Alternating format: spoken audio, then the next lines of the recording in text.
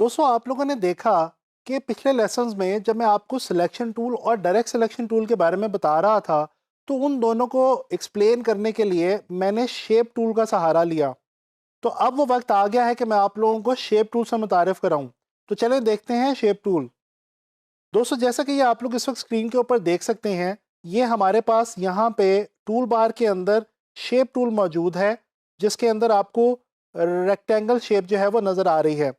जैसे ही मैं इसके ऊपर क्लिक करता हूँ तो मुझे इसके अंदर मज़ीद कुछ ऑप्शंस नज़र आती हैं। जैसा कि आप सब लोग देख सकते हैं, इसमें rectangle tool, rounded rectangle tool, ellipse tool, polygon, star tool और फ्लेयर टूल की ऑप्शंस हमारे पास मौजूद हैं। तो चलें आए वन बाय वन पहले तो इनको देखते हैं और साथ साथ ये जानने की कोशिश करते हैं कि कौन सी इंपॉर्टेंट चीज़ें हैं शेप टूल के हवाले से इलस्ट्रेटर में जो हमें पता होनी चाहिए। दोस्तों जैसे ही मैं शेप टूल को सिलेक्ट करता हूँ और यहाँ पे आके एक बॉक्स ड्रॉ करता हूँ तो ये आप देख सकते हैं कि आपके सामने स्क्रीन के ऊपर इस वक्त एक रेक्टेंगल जो है ये ड्रॉ हो चुका है। जैसा कि मैं आप लोगों को पिछले लेसन में बता चुका हूँ कि अगर आप लोग अपनी शेप को प्रोपोर्शनेट रखना चाहते हैं, यानी कि चारों तरफ से बराबर रखना चाहते हैं, तो उसके लिए आपको शेप ड्रॉ करते हुए शिफ्ट का इस्तेमाल करना होगा, जैसा कि इस वक्त मैंने आपके सामने स्क्रीन पे किया है। और अगर आप ऑल्ट का भी इस्तेमाल करें इसको छोटा या बड़ा करते हुए, तो आप देख सकते हैं कि आपका जो सेंटर है शेप का वो भी लॉक हो जाएगा। बहरहाल दोस्तों, ये आपके पास रेक्टेंगल टूल मौजूद है, जिसकी मदद से मैंने स्क्रीन पे आपके लिए रेक्टेंगल टूल भी ड्रॉ किया और शिफ्ट का इस्तेमाल करते हुए इसी ऑप्शन की मदद से मैंने स्क्वायर भी ड्रॉ की है। इसके अलावा हम देखते हैं राउंडेड रेक्टेंगल टूल को। दोस्तों राउंडेड रेक्टेंगल टूल जो है ये भी बिल्कुल रेक्टेंगल की तरह से ही होता है। इसमें फ़र्क सिर्फ इतना होता है कि इसकी जो एजेस होते हैं वो आप देख सकते हैं कि शार्प नहीं होते, एज नहीं होते, बल्कि राउंडेड होते हैं। चलिए नेक्स्ट ऑप्शन देखते हैं। हमारे पास मौजूद है एलिप्स टूल, यानी कि वो वाला टूल जिसकी मदद से हम बना सकते हैं ओवल और सर्कल। ये मैं आपको बता चुका हूं, अगर आप एलिप्स टूल की मदद से बगैर शिफ्ट इस्तेमाल करते हुए कोई भी चीज़ ड्रॉ करेंगे तो ये आपके सामने, ये देखें, इस किस्म की ओवल शेप जो है ये ड्रॉ होगी। जबकि अगर इसी ऑप्शन की मदद से, यानी कि एलिप्स टूल की मदद से आप शिफ्ट को इस्तेमाल करते हुए ड्रॉ करेंगे तो आपका एग्जैक्ट सर्कल जो है वो ड्रॉ होगा। यानी कि रेक्टेंगल टूल की मदद से आप लोग रेक्टेंगल वाली जो ऑप्शन है शेप टूल के अंदर, इसकी मदद से आप लोग रेक्टेंगल भी ड्रॉ कर सकते हैं और स्क्वायर भी ड्रॉ कर सकते हैं। बिल्कुल इसी तरह से इलिप्स टूल की ऑप्शन जो आपके पास शेप टूल में मौजूद है, इसकी मदद से आप लोग ओवल भी ड्रॉ कर सकते हैं और सर्कल भी ड्रॉ कर सकते हैं। चलें आए आगे चलते हैं। ये हमारे पास पॉलीगॉन की एक ऑप्शन मौजूद है। ये देखें आपके सामने स्क्रीन पे इस वक्त मैंने आप लोगों के लिए एक पॉलीगॉन ड्रॉ कर रखा है। दोस्तों पॉलीगॉन आप लोगों को पता है वो शेप होती है जिसकी 6 साइड्स होती हैं। जैसा कि आप लोगों ने शायद मैथमेटिक्स में जो है वो पहले इसके बारे में पढ़ रखा होगा। तो ये पॉलीगॉन के ऑप्शन भी हमारे पास यहाँ पे शेप टूल में मौजूद है। इसके अलावा दोस्तों ये स्टार टूल हमारे पास मौजूद है। जैसा कि बेसिक एक स्टार की शेप होती है, बिल्कुल वो यहाँ पे बाय डिफ़ॉल्ट हमारे पास दी गई है। इसके अलावा एक फ्लेयर टूल है। दोस्तों ये फ्लेयर टूल जो है ये आम तौर पे इलस्ट्रेटर में हम यूज़ नहीं करते, इसका बहुत ही कम यूज़ होता है, लेकिन बहरहाल ये एक लाइट का एक बेसिकली इफ़ेक्ट बना के, लाइट की शेप आप कह सकते हैं, इन्होंने यहाँ पे एक बना के जो है वो रखी हुई है। जिस तरह से लाइट का फ्लेयर होता है उसी तरह से यहाँ पे ये हमारे पास फ्लेयर टूल जो है ये मौजूद है। मैं कुछ और इम्पॉर्टेंट बातें शेप टूल के हवाले से आपको बताता चलूँ। एक यहाँ पे इम्पॉर्टेंट बात ये है कि मिसाल के तौर पे अगर मैंने ये एक स्क्वायर ड्रॉ कर रखा है और मैं इसकी डायमेंशंस को चेंज करना चाहता हूँ, जैसे कि अगर मैं यहाँ से आके रेक्टेंगल टूल सेलेक्ट करता हूँ और इसको ड्रॉ करता हूँ, अब ये रेक्टेंगल टूल के अंदर रहते हुए मैंने आपके सामने इसी शेप के ऊपर क्लिक किया तो यहाँ पे आपके सामने इस शेप की डायमेंशंस आ रही हैं। यानी कि इसके ऊपर क्लिक करके आप यहाँ से इसकी विड्थ और हाइट जो है वो चेंज कर सकते हैं। मिसाल के तौर पर मैं इसको 2 इंचेस विड्थ और 2 इंचेस अगर हाइट की ऑप्शन यहाँ पे देता हूँ और इसको ओके करता हूं, तो ये देखें ये हमारे पास 2 इंचेस बाय 2 इंचेस का एग्जैक्ट एक जो स्क्वायर है वो यहाँ पे ड्रॉ हो चुका है। फिलहाल में अब ये जो शेप सारी इस वक्त मैंने ड्रॉ की हैं इनको यहाँ से मैं डिलीट करने लगा हूँ, ताकि मज़ीद मैं आप लोगों को इसी तरह से बताता चलूँ। ये देखें ये मैंने एक राउंडेड रेक्टेंगल टूल ड्रॉ किया और यहाँ पे भी मैंने क्लिक किया, तो यहाँ पे ऑप्शंस आ गई हैं विड्थ की, हाइट की और इसके साथ साथ इसके सेंटर रेडियस की भी। इसी तरह से अगर मैं इलिप्स यहाँ पे आपके लिए ड्रॉ करूँ और उसको ड्रॉ करने के बाद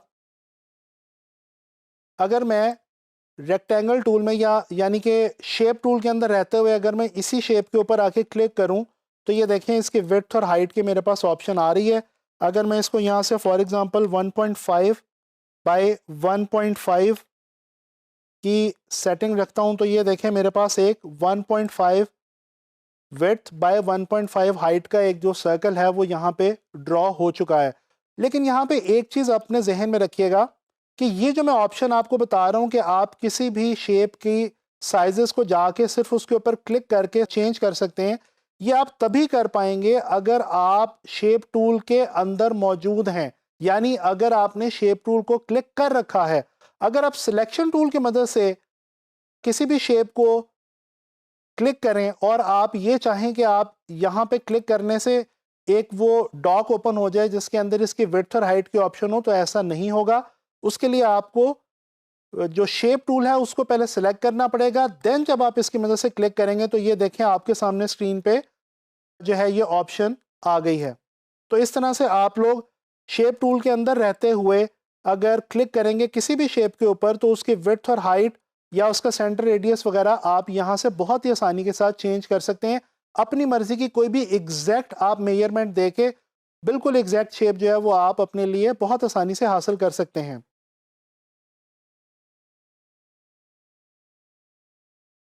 मैं इन शेप्स को यहाँ से क्लियर कर रहा हूँ। अच्छा दोस्तों, एक और मज़े की ऑप्शन है जो मैं यहाँ पे आपको बताने जा रहा हूँ शेप टूल के अंदर। ये हमारे पास जो सीसी वर्जन है अडोबी का, इसके अंदर यहाँ पे ये एक नई ऑप्शन प्रोवाइड की गई है जिसकी मदद से हम क्या कर सकते हैं कि हम बहुत ही आसानी से ये जो हमारी शेप्स हैं इनके एजेस को स्मूथ कर सकते हैं। जैसे कि ये आपके सामने इस वक्त मैंने किया है, ये मैं दोबारा करके आपको दिखाता हूँ। दोस्तों आप देख सकते हैं आपके सामने स्क्रीन के ऊपर ये जो आपका बाउंडिंग बॉक्स है आपके स्क्वायर का या आपकी शेप का, इसके अंदर एंकर पॉइंट के बिल्कुल साथ अगर मैं आपको जूम करके दिखाऊं तो आपको इजीली नजर आ जाएगा। ये देखें ये एक छोटा सा सर्कल बना आ रहा है। ये सर्कल किस लिए है? अगर आप इस सर्कल के ऊपर क्लिक करके यानी कि यहाँ पे कर्सर ला के अपने माउस को अंदर की तरफ ड्रैग करेंगे तो ये देखें आपकी जो स्क्वायर थी वो उसके जो एजेस हैं वो राउंड हो चुके हैं। अच्छा ये तो अभी मैंने सिलेक्शन टूल की मदद से किया है। अगर मैं डायरेक्ट सिलेक्शन टूल की मदद से आके वापस इसी वाली एंकर पॉइंट को सिलेक्ट करूं और इसको यहां से अंदर की तरफ ड्रैग करूं तो ये देखें आप देख सकते हैं कि हुआ क्या है कि क्योंकि मैंने डायरेक्ट सिलेक्शन टूल की मदद से इस शेप को सिलेक्ट किया था तो उसका जो जो एंकर पॉइंट मैंने सेलेक्ट किया था वहां से उस एंकर पॉइंट से वो जो शेप है वो स्मूथ हो गई है, यानी कि कर्व के अंदर आ गई है। इसी तरह से किसी और शेप के ऊपर भी अगर मैं आपको करके दिखाऊं तो ये जिस तरह से पॉलीगॉन में आपके लिए ड्रॉ करता हूं और यहाँ पे अब ये देखें अगर मैं डायरेक्ट सिलेक्शन टूल की मदद से फॉर एग्जांपल किसी एक इस लाइन सेगमेंट को चूज़ करूं और इसको मैं अंदर की तरफ स्ट्रेच करूं तो ये देखें जो हमारी पॉलीगॉन की शेप थी वो चेंज हो गई है। इसी तरह से आप डायरेक्ट सिलेक्शन टूल को इस्तेमाल करते हुए किसी भी एंकर पॉइंट को चूज़ करें और आप इस शेप को टोटली अपने लिहाज से स्मूथ बना सकते हैं, कर्व्ड बना सकते हैं। तो ये देखें ये जो हमारी पॉलीगॉन वाली जो शेप थी वो ऑल टुगेदर चेंज हो चुकी है। मैं जल्दी से आप लोगों के लिए यहाँ पे एक काम करने वाला हूँ। आप लोग अब तक सिलेक्शन टूल समझ चुके हैं, डायरेक्ट सिलेक्शन टूल समझ चुके हैं और मैंने आपको इंट्रोडक्शन दे दिया शेप टूल का। मैं बहुत क्विकली आपके लिए एक छोटा सा काम करने लगा हूँ कि मैं इन तीनों टूल्स की मदद से कोई नई शेप क्रिएट करने की कोशिश करता हूँ। तो ये देखिए मैंने रेक्टेंगल टूल लिया और यहाँ पे मैंने एक जो स्क्वायर है वो मैंने सेलेक्ट कर लिया, ड्रॉ कर लिया। अच्छा, यहाँ पे एक छोटी सी मैं शॉर्ट की आपको बताता चलूँ जल्दी से। अगर आपने इलस्ट्रेटर के अंदर किसी भी ऑब्जेक्ट को, शेप को, लाइन को डुप्लीकेट करना हो तो आप क्या करेंगे, आप ऑल्ट की मदद से उसको सेलेक्ट कीजिए और अगर आप चाहते हैं कि किसी एक खास डायरेक्शन में वो चीज़ मूव करे और डुप्लीकेट भी हो जाए तो साथ अच्छा है कि आप शिफ्ट को भी इस्तेमाल कर लें। तो ऑल्ट और शिफ्ट को मैं इस्तेमाल करता हूं और राइट की तरफ अगर इसको ड्रैग करता हूं तो ये देखें मेरा जो स्क्वायर था वो डुप्लीकेट हो गया। इसी तरह से स्क्वायर को मैं दोबारा ऊपर की तरफ ड्रैग करूंगा डुप्लीकेट करते हुए, यानी कि ऑल्ट और शिफ्ट को होल्ड करते हुए। अच्छा, ये मेरे पास 3 स्क्वायर्स आ गए। मैं क्या करता हूँ, मैं इनकी मदद से एक बॉक्स की शेप बनाने की कोशिश करता हूँ। किस तरह से, ये देखें जी, डायरेक्ट सिलेक्शन टूल पे गए, यहाँ से आके मैंने सिर्फ ये वाला जो बॉक्स है ऊपर वाला, इसके जो 2 ऊपर वाले एंकर पॉइंट्स हैं उनको सिलेक्ट किया और इसको मैं शेप को यहाँ पे ले आता हूँ। अच्छा, इसी तरह से अब ये वाला जो मेरे पास एक स्क्वायर है, इसके ये 2 एंकर पॉइंट्स मैंने सेलेक्ट किए और ये आप देख सकते हैं कि मैंने इसको यहाँ पे ट्विस्ट कर लिया। अच्छा, अब यहाँ पे आप अगर ड्रैग करेंगे इस शेप के ऊपर डायरेक्ट सिलेक्शन टूल की मदद से, तो जितने एंकर पॉइंट्स आपके माउस की यानी कि आपके ड्रैग की जद में आएंगे वो तमाम के तमाम सेलेक्ट हो जाएंगे। जैसे कि ये आप देख सकते हैं कि ये 4 एंकर पॉइंट्स मैंने एट अ टाइम ड्रैग किए और इनकी जो शेप थी या इनकी पोजीशन थी वो मैंने चेंज कर ली। अच्छा, अब मैं क्या करता हूँ, एक छोटा सा काम करता हूँ, इस सारी शेप को सेलेक्ट करता हूँ और इसका मैं एक डुप्लीकेट लेता हूँ, जैसा कि मैंने अभी आपको बताया ऑल्ट और शिफ्ट की मदद से। ये मैंने डुप्लीकेट ले लिया। अब मैं आता हूँ डायरेक्ट सिलेक्शन टूल पे, तो ये देखें मैं ये करता हूँ कि यहाँ से ये जो 4 एंकर पॉइंट्स हैं इनको मैं डायरेक्ट सिलेक्शन टूल की मदद से पिक करता हूँ और शिफ्ट का इस्तेमाल करते हुए, ताकि मेरी शेप जो है वो डिस्टर्ब ना हो और उसका प्रोपोर्शन डिस्टर्ब ना हो, ये मैं इसको ऊपर की तरफ ड्रैग कर लेता हूँ। अच्छा, यहाँ पे एक और छोटी सी मैं चीज़ आपको बताता चलूँ, एक और शॉर्ट की कंट्रोल जी। कंट्रोल जी क्या करती है, किसी भी मल्टीपल ऑब्जेक्ट्स को ग्रुप करने का काम करती है। अगर मैं यहाँ पे ड्रैग करूँ सिलेक्शन टूल की मदद से सिंपली और कंट्रोल जी जो अपने कीबोर्ड के ऊपर मैं अगर प्रेस कर दूँ तो ये आप देख सकते हैं पहले ये डिफरेंट शेप्स थी लेकिन अब ये एक सिंगल शेप बन चुकी है और इसको मैं किसी भी तरह से बड़े आराम से किसी भी जगह पे ला के रख सकता हूँ। यहाँ पे मैं ला के इसको रखता हूँ जी बॉक्स के ऊपर और इसका साइज थोड़ा सा बड़ा कर देता हूँ। तो ये देखें आपके सामने जो है ये एक बॉक्स जो है वो तैयार हो गया है। ये यहाँ से इसका थोड़ा सा एज जो है इसको मैं अंदर की तरफ लेके आता हूँ। ये अगर यहाँ से समटाइम्स आपको कुछ थोड़ा सा ये जो एजेस आपके होते हैं इनको आपको थोड़ा सा ध्यान से डील करना पड़ता है।